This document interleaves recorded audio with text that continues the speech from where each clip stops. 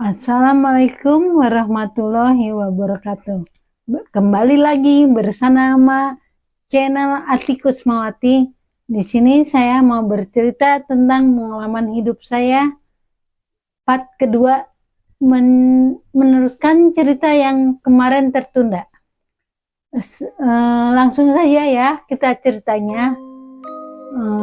Setelah saya bisa berjalan, walaupun dengan pelan-pelan, tetapi mertua saya itu agak lain pada saya. Padahal waktu itu saya masih bisa menyapu, memasak, dan bisa bantu-bantu di rumah lah. Tapi entah kenapa mertua saya itu selalu saja membuat masalah dengan suami saya. Akhirnya, singkat cerita, karena suami saya kasihan pada saya, teleponlah dia, suami saya itu, maaf ya, mantan suami saya itu ke Bandung, ke kakak aku, dan teleponlah dia. Kemudian kakak saya pun datang. Setelah datang, kakak saya itu hanya melihat saya di jendela kamar, dan dia pun langsung ke dapur. Jauh-jauh 18 jam, sahabat-sahabat saya, Atik. 18 jam Bandung Jawa Timur, karena naik kereta ya. Dia sampai ke Jawa Timur bukannya mencari adiknya yang sakit, dia malah mencari dapur. Setelah di dapur, kakak saya itu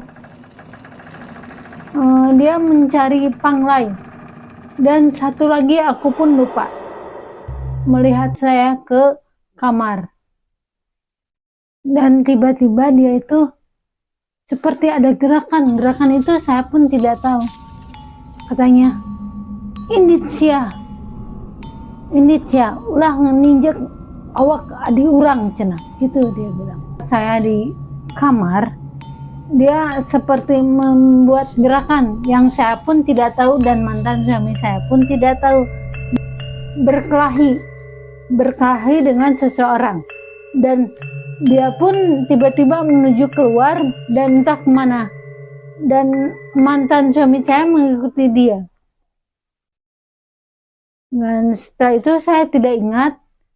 Nah, setelah ingat, kemudian ceritalah kakak saya bahwa tubuh saya itu diinjak oleh makhluk yang tinggi besar yang berada di depan rumah yang ada sumur tuanya.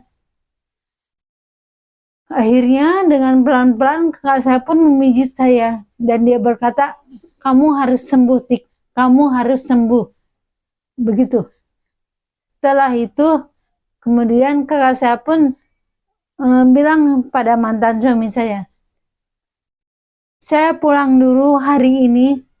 Setelah mengobati Atik, nanti saya kembali akan datang menjemput Atik dan mengobatinya di Bandung.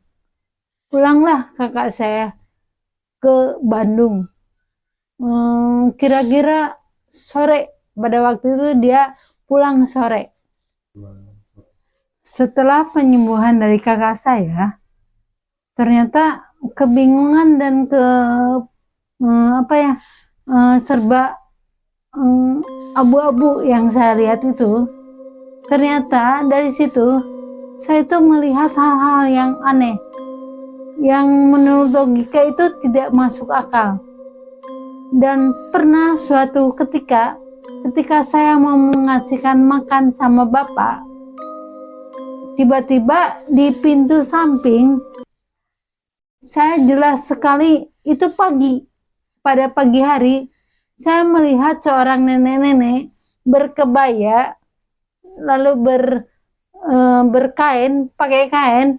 Dia melihat saya dengan sinis, dan matanya sangat melotot,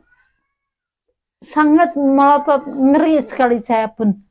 Padahal orang itu tidak pernah saya lihat sebelumnya waktu saya tinggal bersama mertua. Dan nenek-nenek itu menyeringai sinis pada saya. Dan dengan santainya dia masuk ke dalam rumah dan berakhir di dekat kebun belakang. Setelah itu saya tidak takut ataupun tidak apa-apa, karena pikiran saya mungkin saudaranya mantan suami saya yang datang atau tetangganya. Ketika aku masuk, aku bertanyalah pada mantan suami, ya, kalau itu nenek-nenek siapa yang bawa makanan masuk ke dalam? Nenek siapa? Itu. Dia ketawa sama aku dan melotot. Nenek yang mana? Itu loh, yang pakai topi kayak petani, dan dia menjinjing makanan, katanya buat aku, nenek. Lalu mantan suami aku mengejar ke belakang, tapi tidak ada siapa. Dia lalu kembali kepada aku dan dia bilang, ah kamu ngarang, mana ada nenek-nenek, kan di sini cuman kita aja, kamu, emak, bapak, dan tole sekolah. Oh iya. Nah setelah itu aku pun melakukan sholat duhur. Tetapi ketika sholat duhur,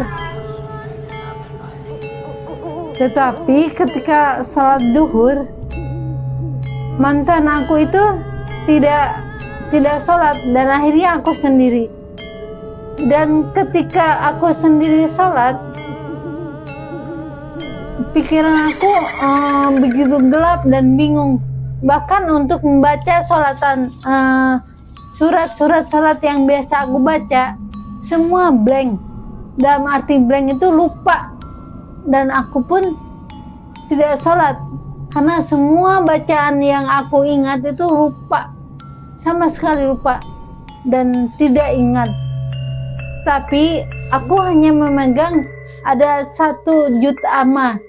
Juz amma itu aku buka, dan tiba-tiba tangan aku itu bergetar sangat kencang. Lalu ketika juz amma itu aku simpan, tangan itu tidak bergetar. Saya itu begitu bingung, sangat bingung. Ini berada di mana, dan pandangan pun tidak begitu normal ya. Dalam arti tidak normal itu, perasaan itu saya berada di mana dan ada di mana. Jadi serba bingung gitu. Akhirnya mantan suami aku itu, dan dia pun terus menanyakan kedatangan kakak saya yang janjinya 3 hari akan menjemput, tetapi tidak datang. Dan bahkan telepon kakak saya itu tidak bisa dihubungi oleh mantan suami saya. Mantan suami saya tuh makin marah sama saya. Mana janji kakak kamu mau jemput kamu dan berobat ke Bandung?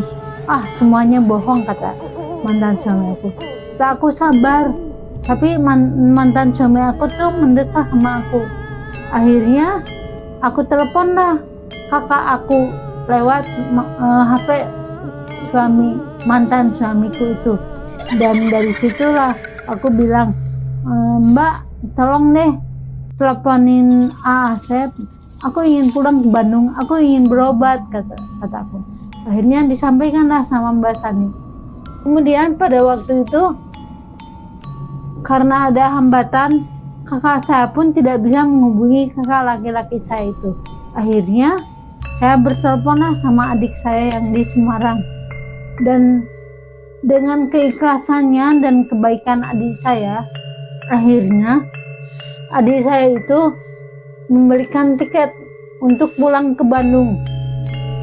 Dan pada waktu itu, kalau tidak salah, pagi saya diantarkan oleh mantan suami saya dan kakak saya. Saya pulanglah ke Bandung dalam keadaan yang belum sehat, karena jalan pun masih kaku dan fisik belum sehat benar. Tapi alhamdulillah perjalanan di kereta itu sangat berkesan bagi saya, walaupun keadaan yang sangat sakit. Di sana saya bertemu dengan para mahasiswa, kebetulan mahasiswa dari Unisba ya, dan mahasiswa itu menolong dan membantu saya duduk sampai Bandung. Bahkan mereka dengan bareng-bareng mengatakan, "Mbak Cena, laporkan saja mantan suami Mbak itu yang tidak tanggung jawab, membuang Mbak ketika sakit dan menyuruh pulang secepatnya." Kata aku, bukannya dia yang salah, tapi keluarga saya yang salah, tidak cepat-cepat mengambil saya untuk berobat ke Bandung. Terus akhirnya saya diantarkan oleh para mahasiswa Unisba itu. Semoga mahasiswa yang pernah membantu saya dari Jawa Timur ke Bandung melihat video ini. Dan ada salah satu dosennya, saya lupa, dia bahkan memberikan uang pada saya untuk berobat. Setelah penyembuhan dari kakak saya, ternyata kebingungan dan serba abu-abu yang saya lihat itu, ternyata dari situ saya itu melihat hal-hal yang aneh, yang menurut logika itu tidak masuk akal.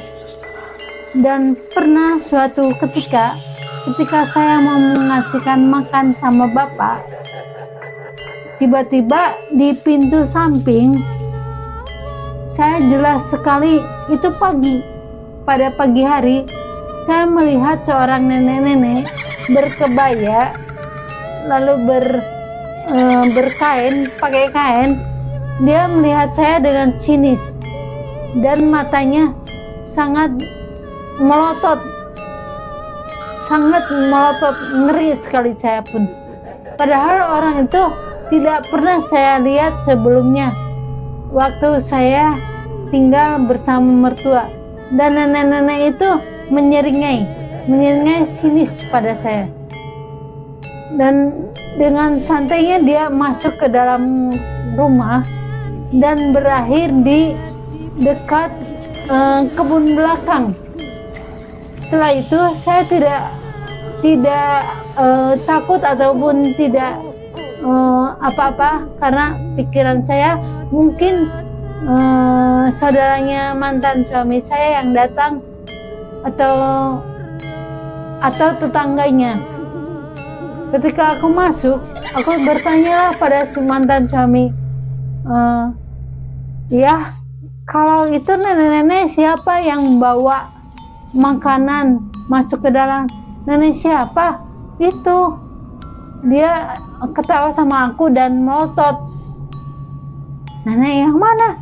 Itu loh, yang pakai topi kayak petani, dan dia menjinjing makanan, katanya buat aku. Nenek. Lalu mantan suami aku mengejar ke belakang, tapi tidak ada siapa.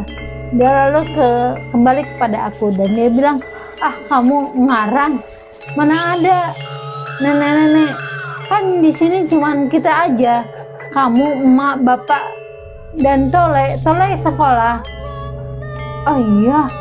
Nah setelah itu tangan itu tidak bergetar dan tetap pikiran aku masih blank. Aku tidak tahu aku ada di mana, aku dengan siapa, semuanya masih tidak ingat. Setelah itu, karena seringnya mantan suami aku berdebat sama emak, akhirnya aku menelponlah Pipit, adik aku, dan menyuruhku untuk pulang ke Bandung. Alhamdulillah aku pulang dan dibelikan tiket oleh Pipit untuk pulang ke Bandung. Setelah itu dalam kereta aku pulang sendiri dalam keadaan yang tidak sehat. Perjalanan yang sangat jauh. Dalam keadaan yang sakit, aku pulang sendiri. Sementara perjalanan dari Jawa Timur ke Bandung itu 18 jam. Tapi alhamdulillah di kereta itu saya bertemu dengan orang-orang baik yang kebetulan ketemu mahasiswa Unisba, dan mereka itu mensupport saya, bahkan memberi duduk dekat mereka. Dan ada salah satu dosen yang memberikan uang untuk berobat. Setelah itu ada salah satu dosen yang memberikan bekal saya uang untuk berobat. Dan sesampainya di Bandung itu jam 3 pagi. Jam 3 pagi kakak saya itu ada di stasiun Kiara Condong. Dengan bahagia dan senang saya pun, Sep, kenapa tidak membawa saya ke Bandung, kata saya. Kata Asep, nanti saya ceritakan semuanya pada kamu. Nah, setelah itu kita berjalan ke parkiran. Karena ya, setelah itu saya berjalan ke parkiran bersama kakak saya. Dan selama dalam perjalanan saya tidak banyak bercerita karena memang mulut saya itu masih susah untuk bicara. Dan akhirnya sampailah di Ranca Ekek, rumah saya. Pada waktu itu pas jam 4 lebih lah, belum adzan. Dan waktu itu masih ya. Dan pada saat jam 4 pagi saya sampai di komplek perumahan saya, ternyata portalnya itu belum dibuka. Nah, setelah itu kita pun menunggu sampai terdengar adzan subuh.